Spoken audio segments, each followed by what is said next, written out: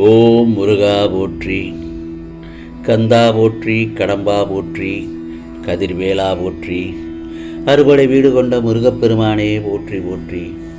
என் செல்ல பிள்ளையே, நாளை நீ நினைத்தது நிச்சயமாக நடக்கும். ஆம் செல்லமே, இந்த முருகப்பெருமான் சொல்வதை கேட்டுவிட்டு சந்தோஷமாக தூங்கு. என் செல்ல பிள்ளையின் மனம் எப்போதும் ஓய்வில்லாமல் எதையாவது யோசித்துக் கொண்டேதானே இருக்கிறது. நீ எதற்காக இத்தனை சுமைகளையும் சிந்தனைகளையும் உன் தலையில் ஏற்றிக்கொள்கிறாய்? பின் புலம்புகிறாய். எல்லோரும் ஏன் என்னை மட்டும் காயப்படுத்துகிறார்கள்?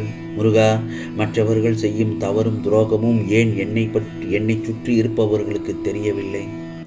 அவர்கள் ஏன் என்னை குற்றவாளியாக பார்க்கிறார்கள்? அவர்களுக்கு உண்மைகள் தெரியவில்லையா என்று புலம்பிக் கொண்டே இருக்கிறாய். கவலைப்படாதே, உண்மைகள் எப்போதும் மெதுவாகத்தான் வெளிவரும். சில உண்மைகளை வார்த்தைகளில் கூறி புரிய வைத்து விடலாம். ஆனால் சில உண்மைகளையோ அனுபவம்தான் கற்றுத்தரும். உண்மைகளை நெடுங்காலம் மறைக்க முடியாது என் செல்லமே. நீ எப்போதும் மற்றவர்களுக்காக யோசி, உதவி செய், அவர்களுக்காக வருந்து பிரார்த்தனை செய், தவறே இல்லை. ஆனால் மற்றவர்களுக்காக வாழ வேண்டாம். உன் வாழ்க்கையை மட்டும் யோசி, நேசி.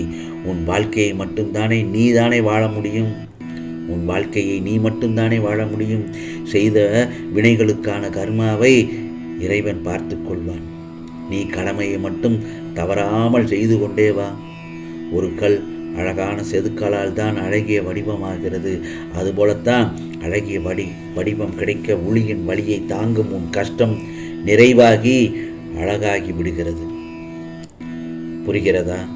உனக்கு ஏற்படும் விஷயங்களை அவமானமாக கருதாதே. உன் மனதின் தான் கவனமே இல்லையே. யார் உன்னை ஏமாற்றுகிறார்களோ அவர்களை உன் வாழ்க்கையிலிருந்து நகற்றி வை. எதையும் பொறுத்து கொள்ளலாம், ஆனால் நம்பிக்கை துரோகத்தை மட்டும் பொறுத்து கொள்ள முடியாது. அப்படி செய்து அவர்களுக்கு நான் பாடம் புகட்டி விடுவேன். கவலைப்படாதே. நீ எதையும் அந்த இடத்தில் வெளிக்காட்டிக் கொள்ள வேண்டாம். உனக்கான மிகப்பெரிய சொத்து உன் நிம்மதிதானே என் செல்லமே. அதை உன்னை மதிக்காதவர்களுக்காக ஏன் செலவிடப் போகிறாயா?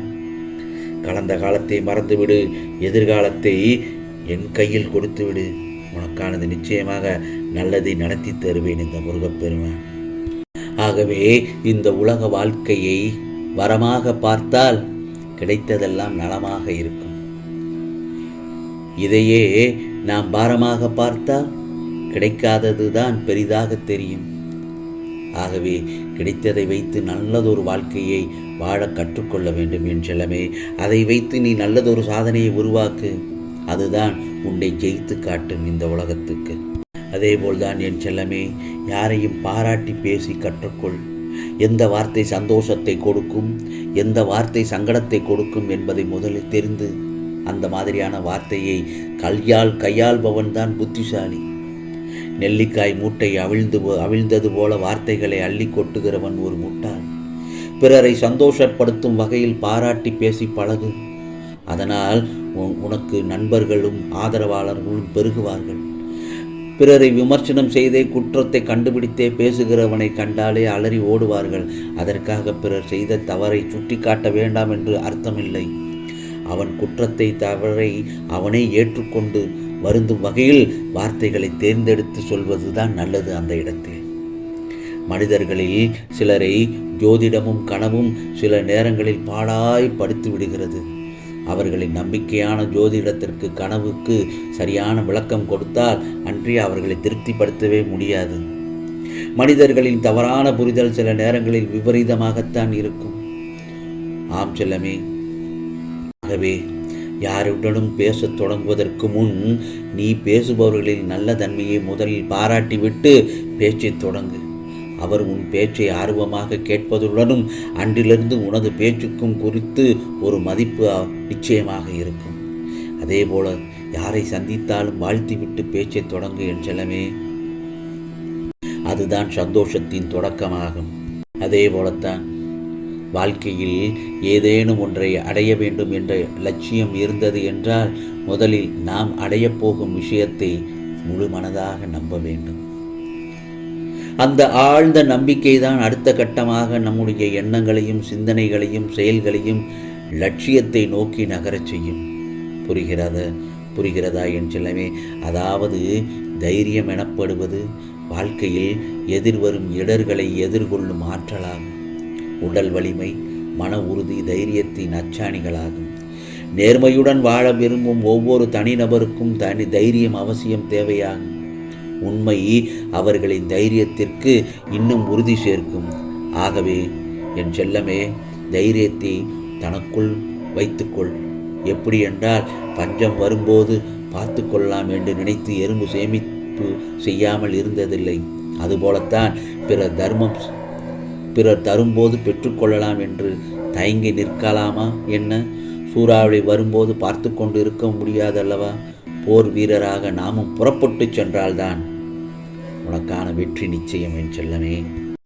அதே போலத்தான் நம்முடைய வாழ்க்கையில் சில சோதனைகள் வரலாம், கஷ்டங்கள் வரலாம், பல பிரச்சனைகள் கூட வரலாம், இக்கட்டான சூழ்நிலைகள் வரலாம், போராட்டங்கள் வரலாம். இவை அனைத்தையும் ஒரு விஷயத்தால் நாம் எதிர்கொள்ள முடியும். அதுதான் மனதைரியம் என் செல்லமே. மோசமான தருணங்களை கூட நாம் எதிர்கொள்ளும் சமயத்தில் இந்த பிரச்சனையை சமாளிக்கும் திறமை நம்மிடம் உள்ளது. இதிலிருந்து மீண்டு வரும் வலிமையையும் சக்தியும் என்னிடம் உண்டு என்று நம்மை நாமே முதலில் நம்ப வேண்டும். ஏனென்றால் ஒவ்வொரு பிரச்சனைக்கும் கால அளவு என்பது கண்டிப்பாக உண்டு. பிரச்சனைகளிலிருந்து மீள ஒரு சிலருக்கு 1 வாரம் ஆகலாம், இன்னும் சிலருக்கு 1 மாதம் கூட ஆகலாம், மற்றும் பலருக்கு 1 வருடம் கூட ஆகலாம். என்றாலும் இதுவும் கடந்து போகும் என்று முதலில் நம்ப வேண்டும். அந்த நம்பிக்கை தான் மனதைரியத்துக்கு உரமூட்டும் ஆணிவேர் என் செல்லமே.